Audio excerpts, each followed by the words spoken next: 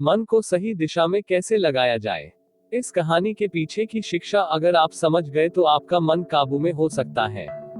पहली बार जब इस कहानी को मैंने पढ़ा तो मुझे इसका तर्क समझ नहीं आया, लेकिन इसका भाव प्रेरणादायी है। एक बार महात्मा बुद्ध किसी नगर से गुजर रहे थे। बुद्ध की नजर एक कपड़े के व्यापारी पर पड़ी, जो दुखी और हताश दिखाई दे रहा था। बुद्ध चलकर उनके पास गए और पूछा कि हे भंते, तुम इतने उदास क्यों हो? अगर तुम मुझे अपनी चिंता का विषय बताओ तो मैं तुम्हारी कुछ मदद कर सकता हूँ। कपड़े के व्यापारी ने बुद्ध को प्रणाम किया और उनको दुकान के अंदर बुलाया। उस व्यापारी ने कहा कि जब से मेरी पत्नी की मृत्यु हुई है, तब से मेरे घर पर मेरे छोटे बेटे की देखभाल वाला कोई नहीं है, इसलिए मैं हमेशा इसको अपनी दुकान पर लेकर आ जाता हूँ। लेकिन मेरी दुकान पर आने वाले हर ग्राहक की पगड़ी को उछाल कर फेंक देता है, कभी कभी उनका झोला उठाकर बाहर फेंक देता है। मैंने इसको बहुत समझाया, डांटा, लेकिन यह नहीं समझा रहा। इसकी इस हरकतों की वजह से मेरे सारे ग्राहक खुद को अपमानित मानकर वापस चले जाते हैं।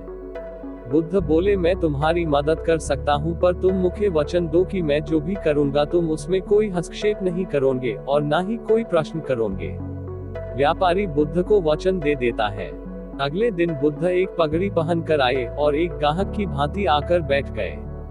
व्यापारी का बेटा आया और बुद्ध की पगड़ी को उछाल दिया। महात्मा बुद्ध मुस्कुराए और कहा, बहुत अच्छा, जाओ उस पगड़ी को वापस लेकर आओ। वह बच्चा दौड़कर गया और पगड़ी लाकर बुद्ध को दे दी। उसके अगले दिन बुद्ध एक कुल्हाड़ी और एक लकड़ी अपने साथ लेकर आए। उस लड़के ने फिर से उस पगड़ी को उछाल दी। बुद्ध ने उस लड़के को कुल्हाड़ी और लकड़ी दे दी और कहा, जाओ इस लकड़ी को काटो। व्यापारी को थोड़ा सा डर लग रहा था कि कहीं उसके लड़के को चोट नहीं आ जाए, लेकिन उसको अपना वचन याद था। 7 दिन तक महात्मा बुद्ध कोई ना कोई नया काम लेकर आते और उस लड़के से करवाते। शीघ्र ही वह लड़का भूल गया कि उसको किसी की पगड़ी उछालनी है। व्यापारी बहुत खुश हुआ और बुद्ध को धन्यवाद दिया। मुझे पता है कि इस कहानी का और मन के वश को कोई विशेष संबंध नहीं है, लेकिन पहले आप इस तर्क को समझ लीजिए। अगर हम अपने मन को अपने हिसाब से काम नहीं करवाएंगे तो मन अपने हिसाब से काम करेगा। मन वश में हो सकता है यदि मन को हम अपने अनुसार चलाएं।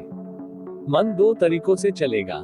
एक, मन अपने हिसाब से काम कर सकता है, या मन को हम अपने हिसाब से काम करवा सकते हैं। बुद्ध से मिलने से पहले उस लड़के का मन और दिमाग अपने हिसाब अनियंत्रित रूप से काम कर रहा था, लेकिन बुद्ध ने उस लड़के को अपने अनुसार काम करवाए, जिससे उसकी आदत ही बदल गई। इसी तरह हम अपनी कई बुरी आदतें बदल सकते हैं और मन को सही दिशा में लगा सकते हैं।